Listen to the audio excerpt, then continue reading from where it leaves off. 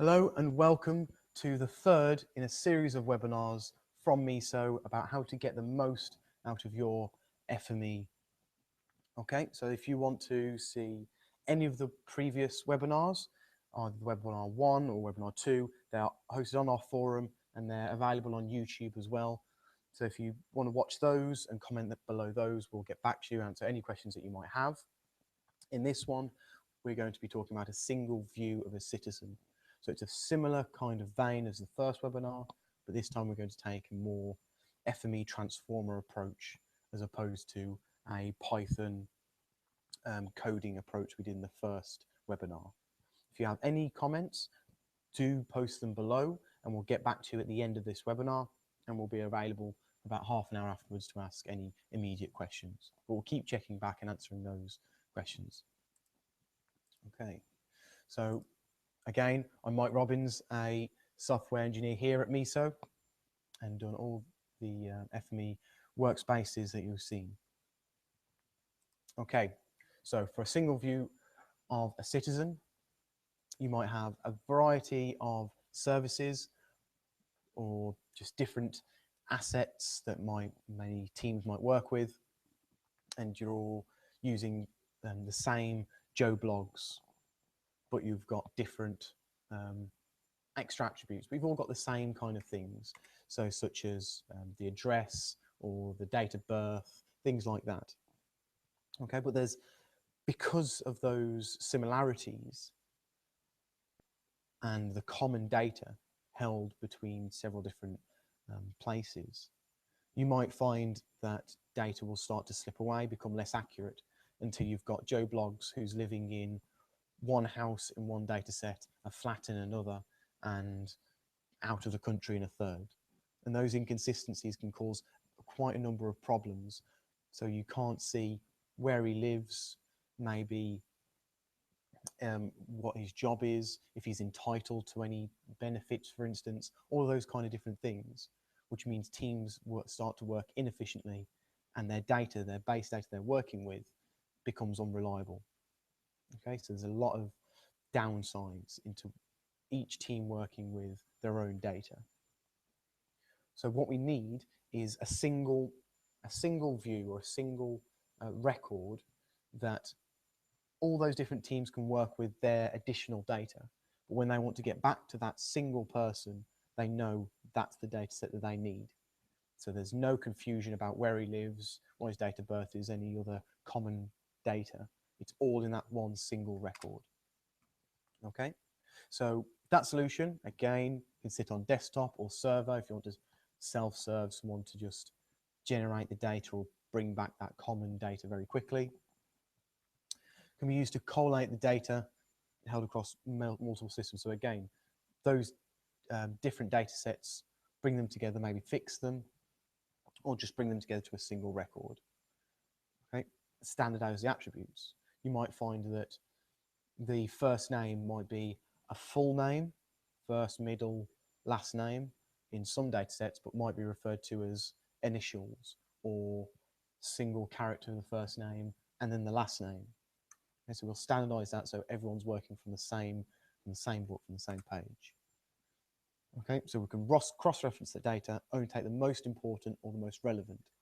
So if there's, say, sensitive information in a medical record, you wouldn't take that across to the single source.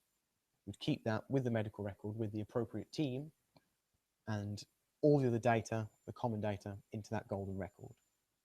Okay, so our FME workspace, we need to set up the readers. What data do we want to cross-reference, match, fix, or merge into that one single record? Fix and adapt for matching. So if we're matching by postcode, as we did in the first webinar, or if we're matching by first name or anything else, we need to fix it and adapt it depending on how each of those data sets store that postcode or name. Then we'll attempt to match, we'll attempt to merge that data together.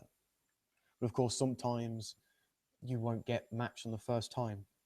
So we need to fix and adapt again. So maybe we tried first name space, second name, And then this time we'll try, if that didn't match, okay, how about the first character and then the last name? No, just initialed it instead. Okay, so it's a slightly different way that we did in the first webinar, where it was all about a ratio and we took the best possible match. Here it's you either match or you don't.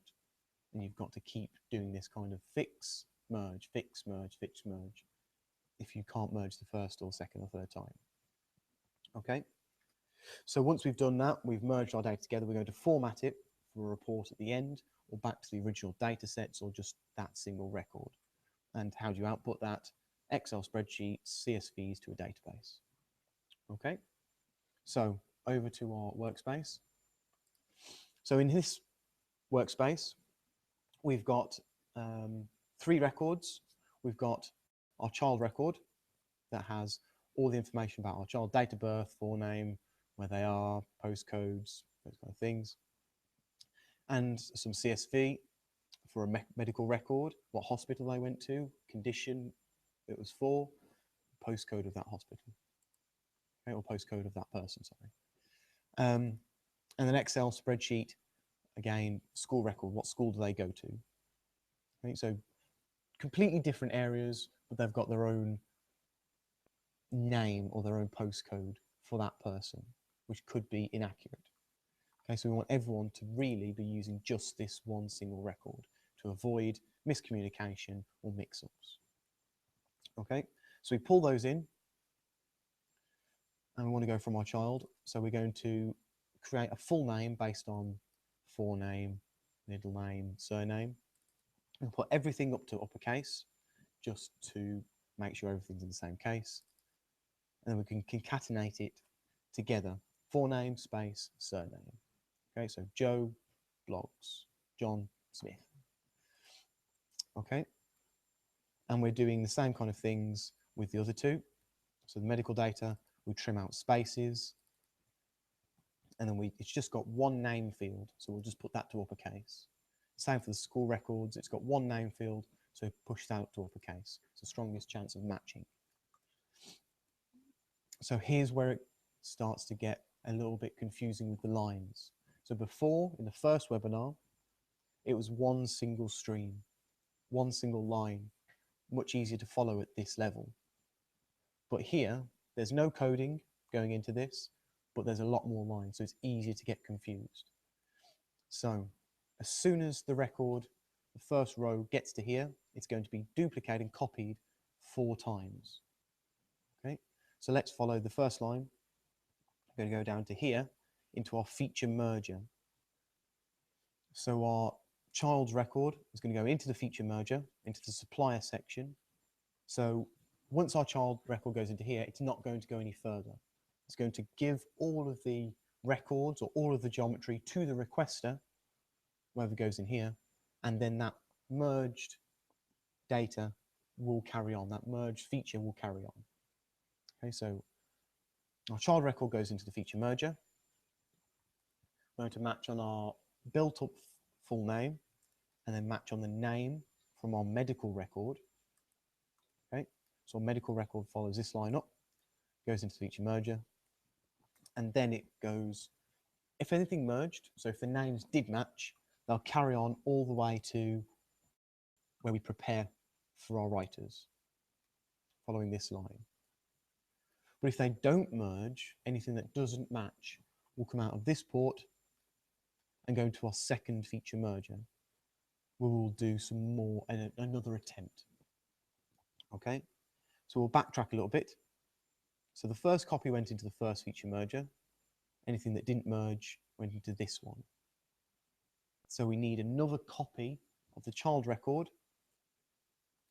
It goes into this substring extractor, which just pulls out the first character of the forename.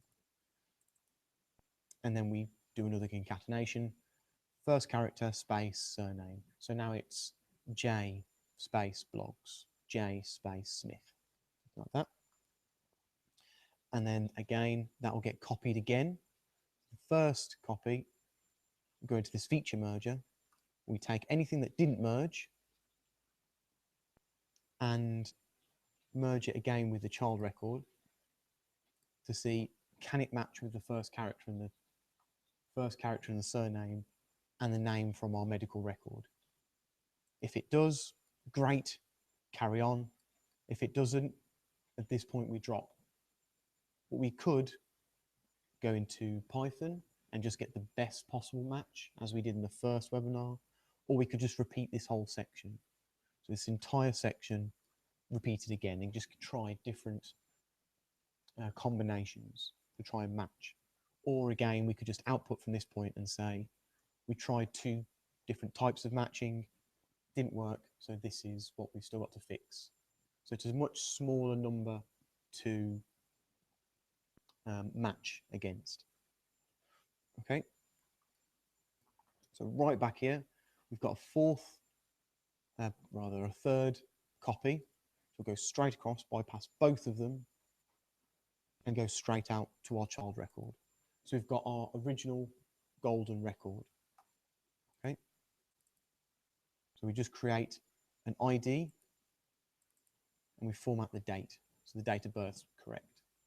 So we want, in this workspace anyway, everyone to refer back to this single record of the child. So that gets passed all the way through. Our last copy goes all the way down to merge with the school record. And again, the school record, string changer for the push to uppercase in the name. We try and do a match on the name and the full name. Anything that does match goes straight through. Anything that doesn't goes into this feature merger, which takes the first character and the last name, tries to match against that, and does exactly the same as this previous feature merger. Okay, if it does merge, great, carry on. If it doesn't, at this point we drop. So all of these are doing pretty much the same thing, renaming the attributes and putting in that child ID from the original child record, so that we're formatting it a little bit better, so that when they get to the output, the medical and the non-attendance of the school record doesn't have the name anymore, it has the child's ID.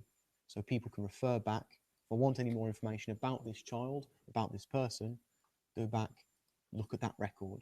Those IDs will now match, and no one's using their own child records. They're all going back to that single one. Okay, and I'll zoom out. So that's what it looks like, full view. It gets a bit complicated in the middle. But what maybe you've noticed or remembered that the feature mergers are group transformers. So they're going to hold all of those features in memory until all of the suppliers are there, all of the requests are there before it can do those matches and then carry on.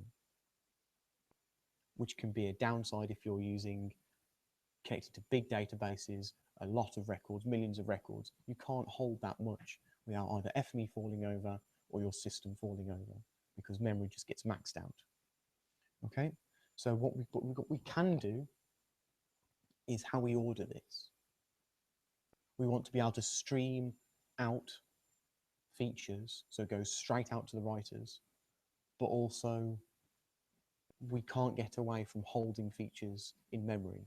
So we need to find out how to hold the least amount in memory. Okay, so what we could do is, we know we duplicate the child 4 times for different areas. Okay, so what we could do is move children up to the top, so it gets read in first. So all of the child features gets read in and duplicated first. Goes into these feature mergers, but there's an option to set the suppliers first. So if we set this to yes, and say the supply does come first, in which case the child does, all of the child features will come in, get stored in this feature merger, and as soon as the first record from medical came through into the requester, that first record will come through, get processed against the supplier, and instantly go straight out and carry on. Which means we're only holding in the child records, not the medical records. So the medical records can go all the way through, straight through the feature merger and straight out and get written out. There's no holding in memory there, it just goes straight through the system. It's only the child records that are being held. But once the feature merger is done, all those records are dropped. And then we can reorganize this side as well. We could say anything that's not merged, instead of going into supplier, where here we have to hold all of the supplier and all the requester, we could switch these round, reorganize how we match. So name there and first character and surname there. Set the supplier to first. So now the child record will go through, get stored in the feature merger, and also at the same time follow this path and get stored here as well, which means when the medical records come through, anything that merges goes straight through. Anything that doesn't merge also will be able to go straight through all the way to the end. So if we repeated this process with all four, we'll only have to hold 4 instances of the child record in memory, whereas the medical records and the school records can go straight through, all the way through. Okay, so depending on how we order this and how you structure it, you can get the most out of memory, the most speed. Okay, if you can get through all of the lines and hopefully not get them confused. But that's one way to do it. That's a slight downside. Okay, so quick overview. Setting up your readers. Those readers are very important to make sure you get the most speed, the most memory. Preparing the attributes. So they're never going to match straight away. People store things in lowercase, extra spaces, too many spaces, short names, full names. Depending on your data and how it's been entered, how it's been written, you'll have to prepare it different ways. Okay? Merging. This is the second way. So in the first webinar, we went Python. In this way, we've done it in feature mergers. You've got to keep in mind that they are group transformers. So managing that memory, keeping them in the correct order for a better flow. So those features from all the other records can go all the way through. Right? And then preparing your attributes for preparation. Because right at the start, we maybe push them to uppercase or only took the first character, we need to change those at the end so that they're better presented for final use or for a user or for yourself to use. So it's easy to understand, easy to see. And then as always, how you output that is either for the data inspector for yourself or to an actual report, to an actual database. Okay. Key benefits of this workspace: you get a single view, there's no confusion anymore, everyone goes to that single record if you want to know any more general information about that person. No more confusion, no more missed letters because they've gone to the wrong address. Okay. It means that all of those different parts of the organization, of the council, don't have to keep asking everyone, does this match yours? Does this match yours? They know it's one single record, they can look there every time. It means other parts can identify any situations. So whether if the address has changed on the main system, why isn't it changed on the housing system? Someone's got miscommunication or something like that. Okay. Improves efficiency because you don't have to keep checking it all the time. Any abuses of any of those databases. So if someone's, again, going back to a housing kind of example, if they're changing their address a lot of times, or they're trying to abuse the system or claim any benefits, those kind of things. Okay, and then any cost savings from that. So instead of someone in your group or in your team kind of stumbling upon why is my address different to that person's address, or why is this person got a different date of birth to that person, those kind of things. Instead of just stumbling upon that, which they might have to do now, if they've all got one central thing to look at, they might be able to act accordingly much quicker. Okay. It's a fairly straightforward method of collating that data together, if you can follow the lines, of course. So again, that basic one record for everyone to see. And that means you can provision your service a little bit better. Okay? Instead of people having to keep checking and checking the same bits of data. It's all one central place. This time, no coding's needed. You don't need to have that problem-solving kind of mind, as long as you can follow the lines enough on the workspace. It might get a little bit complicated, but should be easier for you to follow. And again, this doesn't just apply to citizens in our example. It can use properties, businesses, or how assets are managed. Okay. So thank you for listening. I hope you followed that quite well. If you have any questions, do post them below, and please do go back to the previous webinars and check, especially that first one, which is quite similar to this, and ask any questions there as well. Okay, so next time we're talking about on-demand data translation. So that's more self-service. Instead of someone phoning up and saying, can I have this data? They just click on the website, click a button, and they see it. Okay, and that's a little bit of FME server. So again, post any questions below, and I'll see you next time.